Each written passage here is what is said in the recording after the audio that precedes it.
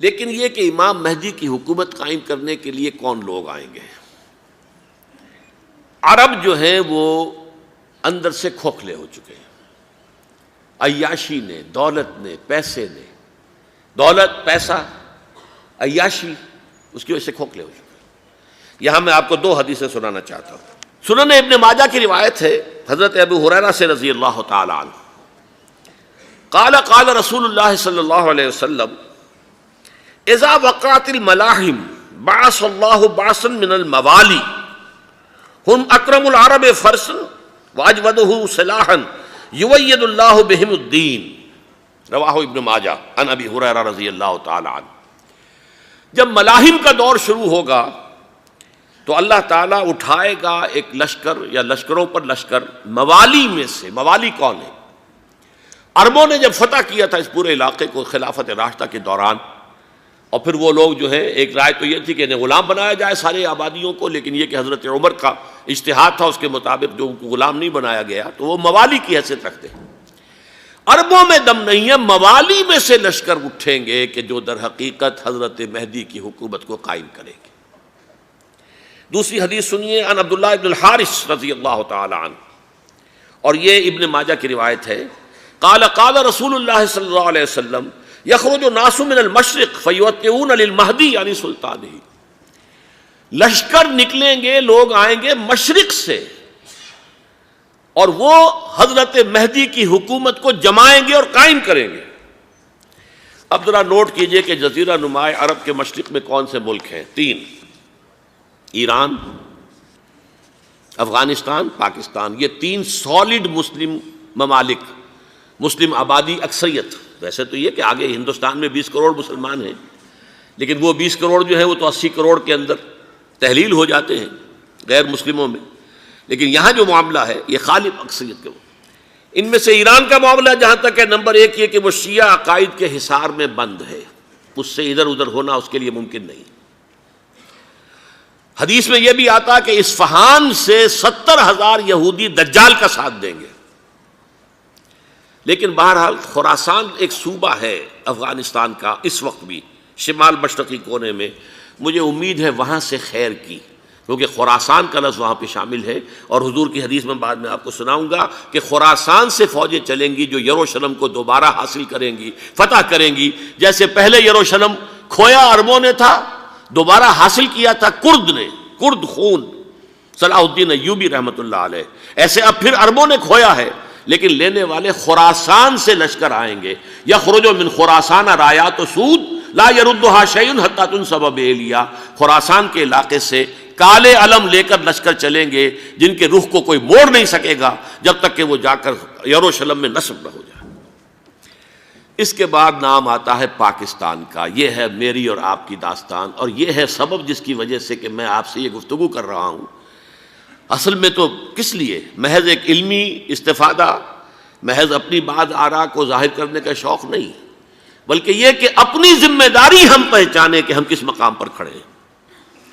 دیکھیے، اس پاکستان کے بارے میں یا ہندوستان کے بارے میں علامہ اقبال نے کہا تھا اپنے ترانہ ملی میں، میرے عرب کو آئی ٹھنڈی ہوا جہاں سے، میرا وطن وہی ہے، میرا وطن وہی ہے۔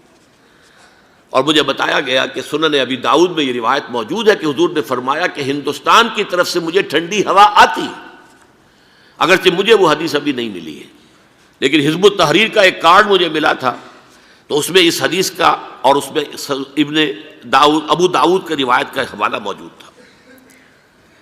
لیکن میں جو چیز آپ کو بتا چکا ہوں وہ یہ کہ الف ثانی کا پورا تجدیدی کارنامہ اس ہندوستان کی سرزمین میں ہوا۔ مجدد الف ثانی شیخ احمد سرندی، شاہ ولی اللہ دہلوی، سید احمد بریلوی، وہ تو ہمارے پاکستان میں آ کر جو ہے ان کا خون جذب ہوا ارض پاکستان میں۔ پھر شیخ الہند مولانا محمود حسن۔ تحریک خلافت چلی تو صرف ہندوستان میں چلی اور کہیں نہیں چلی۔ آزادی کی تحریک چلی پوری دنیا میں، وہ نیشنلزم کی بنیاد پر چلی، ملے نیشنلزم، عرب نیشنلزم، ترک نیشنلزم۔ ہمارے ہاں چلی تو اسلام کے نام پر پاکستان کا مطلب کیا؟ لا الہ الا اللہ۔ پھر پاکستان قائم ہوا معجزے کے طور پر، بلکہ نازل ہوا ہے لیلۃ القدر میں، انا انزلناہ فی لیلۃ القدر، جیسے قرآن نازل ہوا لیلۃ القدر میں، یہ پاکستان بھی نازل ہوا لیلۃ القدر میں۔ اس کا برقرار رہنا ابھی تک معجزہ ہے۔ ہندو یہ سمجھتا تھا، کانگریس سمجھتی تھی کہ جھٹپٹ ختم ہو جائے گا۔ پھر یہ کہ اس کا قرارداد مقاصد کا پاس ہو جانا، مزید بھی اور اضافی دفعات دستور میں آ جانا، اب کمرشل انٹرسٹ کو ربا قرار دے کر حرام قرار دینا، یہ سارے لینڈ مارکس ہیں کہ جو اشارہ کر رہے ہیں کسی چیز کی طرف، معاملہ کدھر جا رہا ہے۔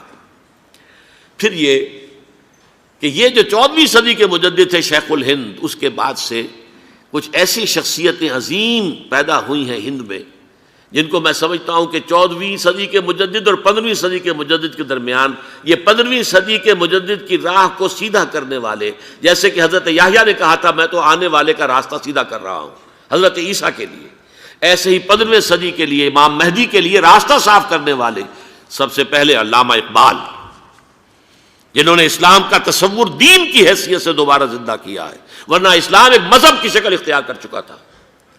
پھر مولانا مودودی، مولانا ابوالکلام آزاد حکومت الہیہ کے نعرے کے ساتھ میدان میں آئے۔ یہ اقبال نے جو تصور پیش کیا تھا اس پر عملی جد و جہد کے لیے حزب اللہ قائم ہوئی۔ نوٹ کر لیجئے 11 برس کا فرق ہے عمر کا علامہ اقبال کے اور ابوالکلام کے، اور 1913 میں جب حزب اللہ قائم کی ہے اس وقت علامہ اقبال کی ملی شاعری اپنے عروج کو پہنچ چکی تھی۔ پھر یہ کہ علامہ اقبال کے بعد تعمیل جو ہے اس کام کی وہ ابوالکلام نے کی، لیکن روایتی علماء نے کی شدید مخالفت کی وجہ سے وہ بددل ہو کر چھوڑ گئے، کانگریس میں شامل ہو گئے، بساط جو ہے حزب اللہ کی انہوں نے لپیٹ دی۔ پھر مولانا مودودی آئے، انہوں نے وہ ڈور جو ہے اس کا سرا تھاما، جماعت اسلامی قائم کی حکومت الہیہ ہی کے قیام کے لیے۔ اگرچہ میرے نزدیک یہ کہ وہ انتخابی اور ایک قومی سیاست کی ایک جماعت بن کر پاکستان میں جو ہے دلدل میں پھنس گئی ہے، اب ہم اس کی کوشش کر رہے ہیں، تنظیم اسلامی اور یہ تحریک خلافت جس کے تحت یہ جلسہ ہو رہا ہے، یہ ساری چیزیں وہ ہیں کہ آپ کو سوائے پاکستان کے اور کہیں نہیں ملیں گی پوری دنیا میں۔ معلوم ہوتا ہے کہ پاکستان کو بہت بڑا رول پلے کرنا ہے اس میں، اور اس کے ساتھ اب جمع کر لیجئے افغانستان کی عمارت افغانستان، اسلامی عمارت افغانستان قائم ہو چکی ہے۔ یہ پچھلے 20 سالوں میں جو کچھ وہاں ہوتا رہا ہے اس سے پہلے تصور نہیں ہو سکتا تھا۔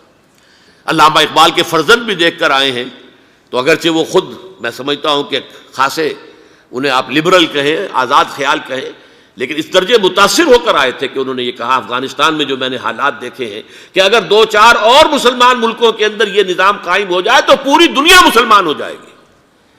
یہ سب کچھ کیسے ہو رہا ہے؟ یہ آنے والے دور کی جھلکیاں ہیں۔ Coming events are casting their shadows before. یہ سب بتا رہے ہیں کہ پاکستان افغانستان کو مل کر اس میں کوئی عظیم رول پلے کرنا ہے۔ اور اس کے ضمن میں اب میں علامہ اقبال کے بارے میں آخری بات کہہ رہا ہوں۔ علامہ اقبال کے بارے میں عام یہ خیال ہے، انہوں نے اپنے خطبات میں مہدی کا اور نزول مسیح کا، حالانکہ میں کل پڑھ رہا تھا مولانا سید احمد اکبر آبادی رحمۃ اللہ علیہ کا ایک مقالہ ان کا کہ علامہ اقبال نے ابن خلدون کے بارے میں یہ کہا ہے کہ مہدی کا اور نزول عیسیٰ کا دونوں کا انہوں نے انکار کیا ہے، حالانکہ ابن خلدون نے نزول عیسیٰ کا انکار نہیں کیا، صرف مہدی کا انکار کیا ہے۔ بہرحال علامہ اقبال نے خطبات میں انکار کیا ہے، لیکن یہ کہ اپنی شاعری کے اندر میں چیلنج کرتا ہوں کسی بڑے سے بڑے اقبال شناس کو، ان کا یہ شعر ذرا سنیے: خضر وقت از خلوت دشت حجاز آید بروں، کارواں زی وادی دور و دراز آید بروں۔ خضر وقت، امام وقت، رہنمائے وقت، قائد وقت، خلوت دشت حجاز، حجاز کی صحرا کی کسی خلوت گزینی سے نکل کر باہر آئیں گے۔ میں حیران ہوتا ہوں علامہ کے اس فکر پر اور اس مصرے پر۔ یہاں انہوں نے شیعہ اور سنی دونوں کے کانسیپٹ جمع کر دیے۔ شیعہ کا کانسیپٹ یہ چھپے ہوئے کسی غار میں وہاں سے برآمد ہوں گے، اور ہمارا کانسیپٹ میں ام سلمہ رضی اللہ تعالیٰ عنہ کی حدیث سنا چکا، چھپے ہوئے ہوں گے وہ وہاں پر، مدینے سے نکل کر آ کر مکے میں چھپ جائیں گے۔ اس خانہ جنگی کی حالت میں لوگ ان کی طرف دیکھ رہے ہوں گے، سوچتے ہوں گے انہیں میدان میں آنا چاہیے، کوئی پارٹ پلے کرنا چاہیے، امت کی رہنمائی کرنی چاہیے، لیکن وہ چھپیں گے، وہ کارہ ہوں گے، وہ اس ذمہ داری کو قبول نہیں کرنا چاہیں گے، جا کے چھپ جائیں گے مکے میں، وہاں سے مکے والے انہیں نکالیں گے، اور وہ کارہ ہوں گے، انہیں بالکل یہ پسند نہیں ہوگا کہ یہ ذمہ داری اٹھائیں۔ تو خضر وقت از خلوت دشت حجاز آید بروں، کارواں زی وادی دور و دراز آید بروں۔ کارواں جو چلے گا ان کی مدد کے لیے اس وادی دور و دراز، اس زی عظیم وادی دور و دراز، یہ وادی سندھ ہے۔ وادی سندھ جو ہے ہم سمجھتے ہیں کہ صرف یہ پاکستان اور پنجاب جو ہے یہ اس میں شامل ہے، سندھ اور پنجاب نہیں، افغانستان کا پورا مشرقی علاقہ اس میں شامل ہے۔ جیسے دریائے جیلم سندھ میں جا رہا ہے، جیسے دریائے گلگت سندھ میں آ کر ملتا ہے، جیسے دریائے چناب اور راوی اور جیلم اور یہ سب جا رہے ہیں اور آ رہے ہیں، اسی طرح دریائے کابل کہاں سے آ رہا ہے، دریائے گومل کہاں سے آ رہا ہے، ٹوچی کہاں سے آ رہا ہے، یہ سارا جو ہے ڈرین جو ہو رہا ہے ایسٹرن جو ہے پارٹ آف افغانستان، یہ سب وادی ہے۔ اس وادی کے یہ دو حصے ہیں، ایک حصہ جو ہے یہ ادھر پاکستان میں ہے اور اسی وادی کا دوسرا حصہ جو ہے وہ افغانستان میں ہے۔ کارواں زی وادی دور و دراز آیت بروں، کارواں چلے گا یہاں سے، یخرج ناس من المشرق یؤتون للمہدی، یعنی سلطان ہی مشرق سے فوجیں چلیں گی کہ جو مہدی کی حکومت قائم کریں گی، اور یخرج من خراسان رایات و سود، اور خراسان سے سیاہ پرچم چلیں گے کہ جن کا رخ کوئی موڑ نہیں سکے گا، حتیٰ تنصب بإیلیا، یہاں تک کہ وہ جا کر یروشلم کے اندر نصب ہو جائیں گے۔ حضرات، میں ایک میری گفتگو کا حصہ باقی تھا لیکن میں اسے چھوڑ رہا ہوں، اس لیے کہ گلوبلائزیشن جو اس کی ہوگی، جو خلافت علی منہاج النبوہ کی تجرید کامل حضرت مہدی کے ہاتھوں عرب میں ہوگی، اس سے پہلے اس کے لیے محنت، کوشش، جد و جہد پاکستان اور افغانستان میں ہو چکی ہوگی جو اسے سپورٹ کرے گی اور وہاں جا کر حکومت قائم کرے گی۔ اس کے بعد گلوبلائزیشن کا جو مرحلہ اس کا ہے وہ حضرت مہدی کے ہاتھوں نہیں ہے، وہ حضرت عیسیٰ ابن مریم ان کے نزول کے بعد ہے، جن کے نزول کے بعد دجال کا خاتمہ ہوگا اور یہودیوں کا استحصال ہوگا، مسلمانوں پر بھی بڑی تکالیف عربوں پر آئیں گی، شدائد آئیں گے، لیکن یہ وہ میں حصہ ملتوی رکھتا ہوں کسی دوسری محفل اور کسی دوسری مجلس اور نشست پر۔